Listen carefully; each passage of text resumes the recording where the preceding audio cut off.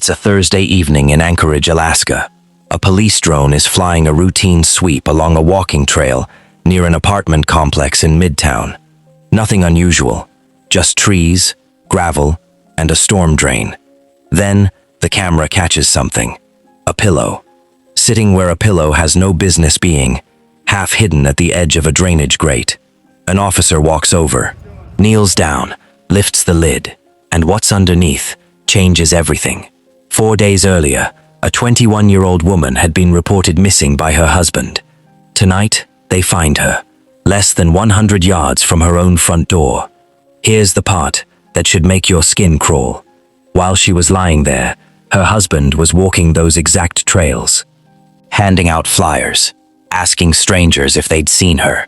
Her name was Saria Hildabrand, and by the end of this video, you're going to understand exactly how a birthday night, a phone full of secrets, and 8 minutes on a clock destroyed her life, and how her husband almost got away with pretending he had no idea what happened. Stick around, because the way this case falls apart is one of the most chilling digital paper trails I've ever covered. Let's get into it. Before we get into the night everything went wrong, I want you to actually know who Saria was, because it's easy to reduce a true crime case down to a headline, and she deserves more than that.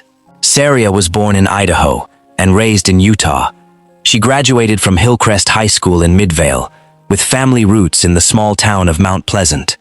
Her mom, Meredith, had her young, and the two of them were close, in the way that happens when you grow up practically side by side, close enough that Saria would call her mom just to talk, while walking her dog, while driving to work, for no real reason other than wanting to hear her voice. She worked at a restaurant called Bread and Brew in Midtown Anchorage. She loved her dog. She loved routine. And she had signed up for one of the hardest jobs a person can choose.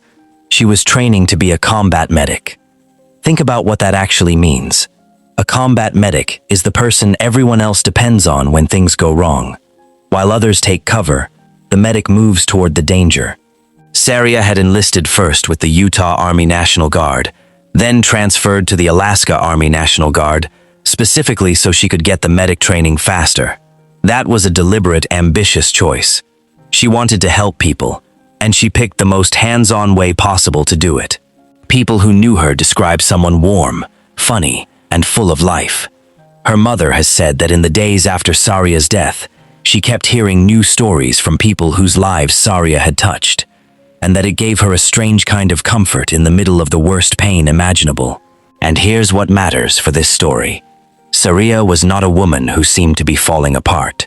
She had bought decorations for an upcoming party. She spoke to her friends constantly. She was counting down the days until her mom flew up to visit her new life in Alaska. Hold on to that detail, because very soon, her husband was going to ask an entire city to believe that this woman, this planner, this daughter who called home on dog walks, simply vanished on her own. Saria met Saria Hildabrand during Army basic training in 2022. He grew up in Kentucky with a difficult start. He entered foster care as a young boy and was adopted at age 8, along with his siblings, by a woman named Paula. He was in uniform by 19. By 2023, he was on active duty as a cannon crew member with the 11th Airborne Division, stationed at Joint Base Elmendorf-Richardson in Anchorage. They got married in Utah on December 29, 2022, with Saria's mom and stepdad there to witness it. In the new year, they moved to Alaska together. Saria followed her new husband north and folded her whole life into that move.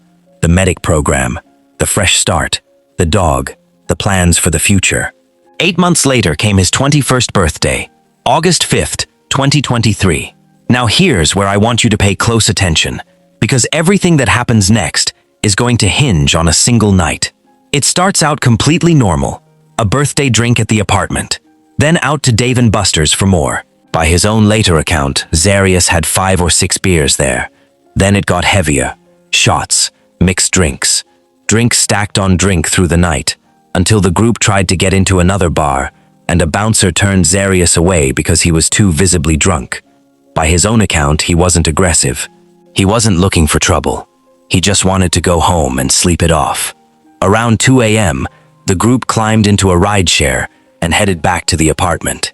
Friends had been with them for part of the night, and by every description, Saria was completely fine, not in crisis, not suicidal, just a young woman heading home after her husband's birthday night out. That car ride is, as far as the public record shows, the last time anyone other than Zarius is confirmed to have seen Saria alive.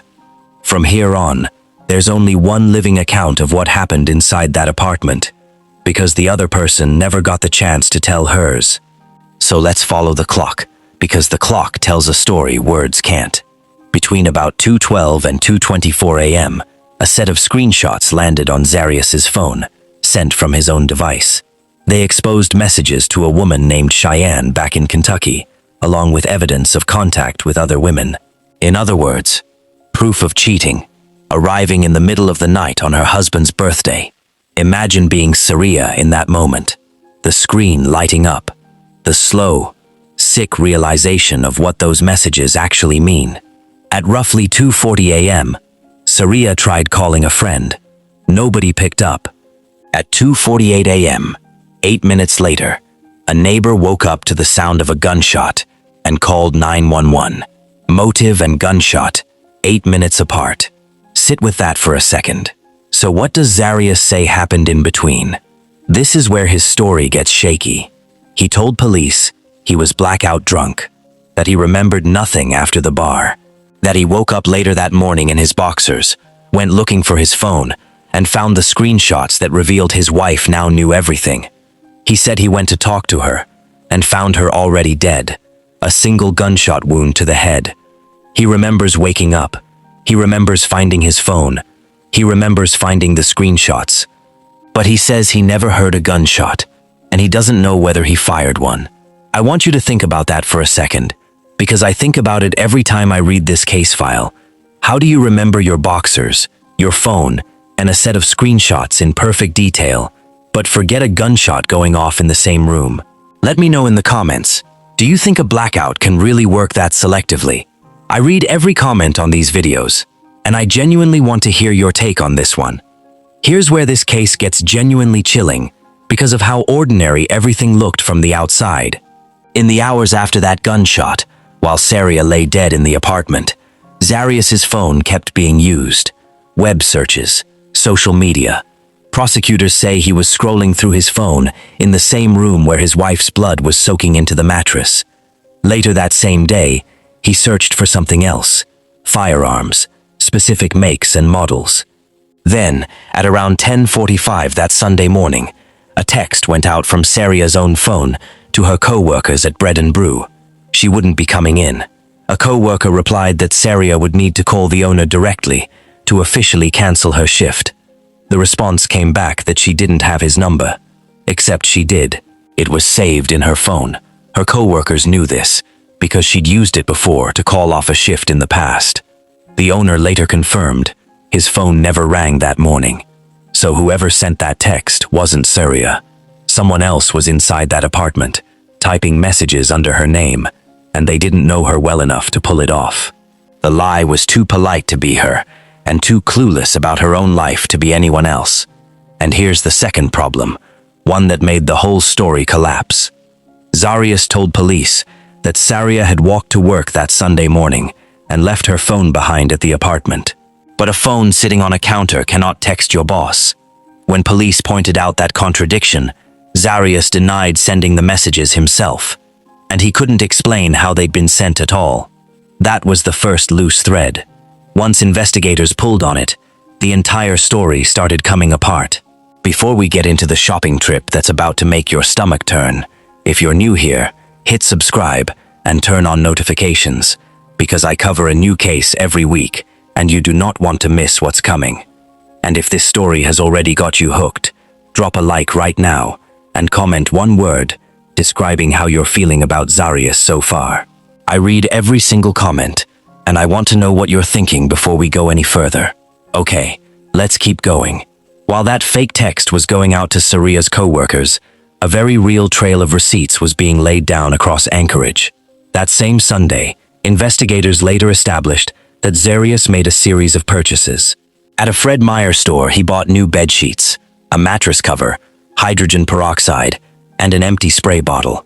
At a Lowe's, he bought a 96-gallon rubbish bin on wheels. Read that list back to yourself. That's not a grocery run. That's a cleanup kit. And a container. Surveillance cameras caught all of it. He's seen standing at a self-checkout, completely calm, buying marinara sauce and a sports drink in the very same trip. A young man performing normal, while something unspeakable was waiting for him back at that apartment. Phone location data told the same story from another angle. Instead of sitting still in shock or grief, Zarius logged over a mile of movement around the apartment in those early hours, back and forth, doing the slow physical work of making a person disappear. He later admitted he visited the drainage area near the trail twice that day, once to plan it, once to carry it out, and he did not report his wife missing. Not that morning, not that afternoon, not that night. Roughly 36 hours passed before Anchorage police finally took a missing person report. On the Monday, his explanation? That his worry built up slowly. That he went to pick her up from work that evening, learned she'd never shown up, then drove around the neighborhood, called hospitals, called her parents, even called the local jail. He said he held off calling police because he thought he'd find her himself, and that it would all turn out to be some kind of misunderstanding. Then he called his mother-in-law, Meredith, in Utah. He told her the story, the walk to work, the hangover, the forgotten phone. Meredith did what any mother would do. She got on a plane immediately. She and her sister landed in Alaska within the day, met with police, and threw themselves into the search for her daughter. And almost right away, something about her son-in-law didn't sit right with her. Meredith would later describe Zarius as very paranoid and very rigid. He wanted to stay close to her at all times during the search, and he seemed to steer her away from certain places. Quietly, she made note of exactly which ones, planning to come back and check them herself later. Think about what that means for a second. A missing person's mother, in the middle of the worst days of her life, is doing detective work on her own son-in-law because her instincts are telling her something he's saying doesn't add up. Meanwhile, the whole city had mobilized. Police searched. Fellow soldiers searched. Dozens of volunteers combed the trails around University Lake Park, the same trails Saria used to walk her dog on. Zarius even shared the missing person flyer to his own Facebook page, asking people to spread it.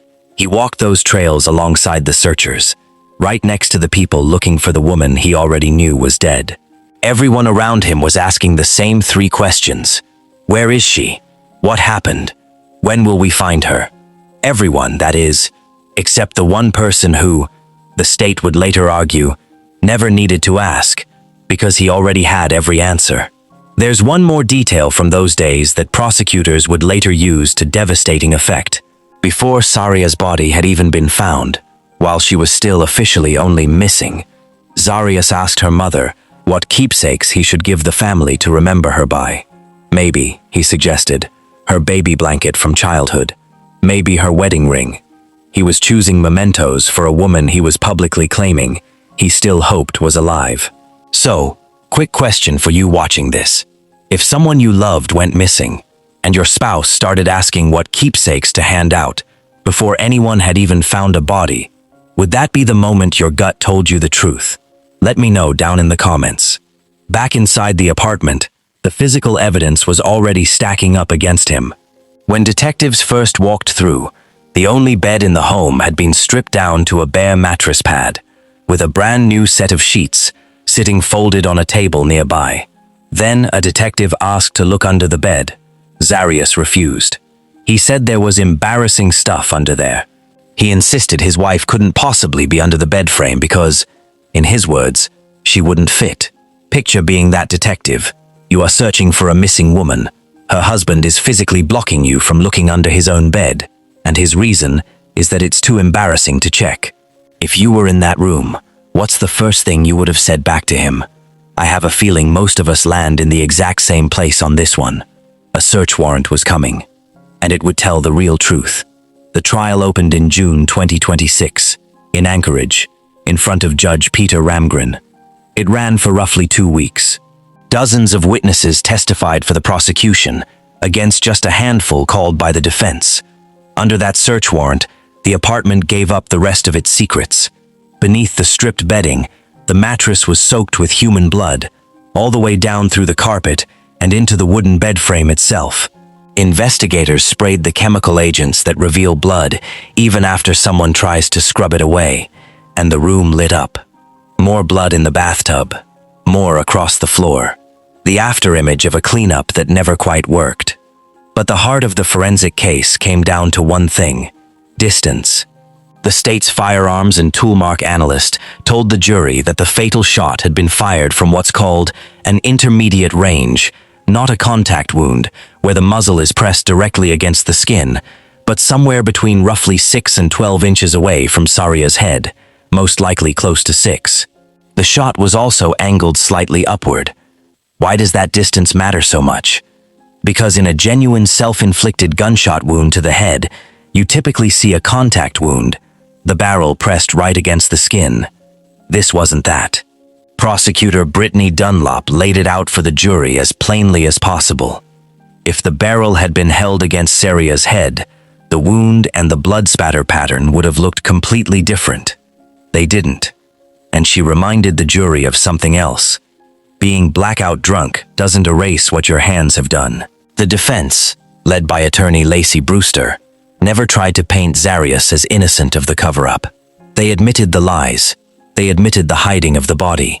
Their entire case rested on one single word: manner. Nobody disputed that Saria died from a gunshot wound to the head. But was it homicide? Suicide? A terrible accident?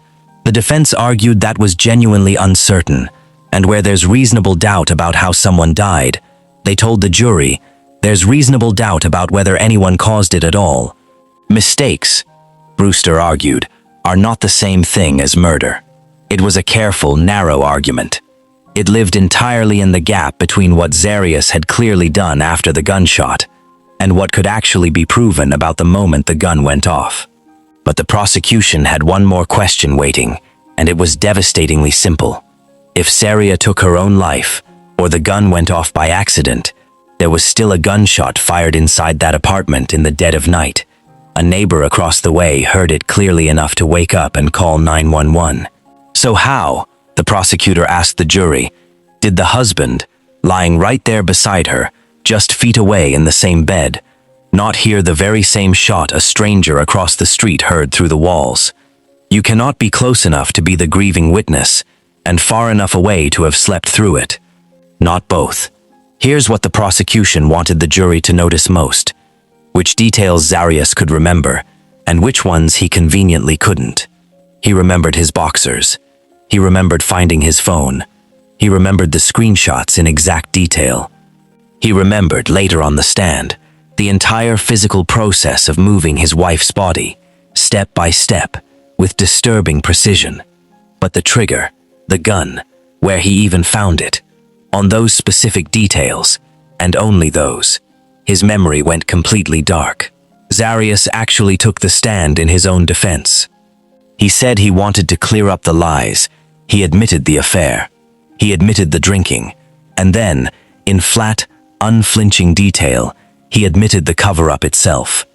He described pulling his wife's body into the wheeled bin feet first, dragging her by the legs because the bin was taller than the bed. He described throwing the bloodied bedding in on top of her. He described driving out to buy a mattress topper, then coming back and moving her again. He described lifting a manhole cover, lowering her into the storm drain, and setting the cover back in place before walking away.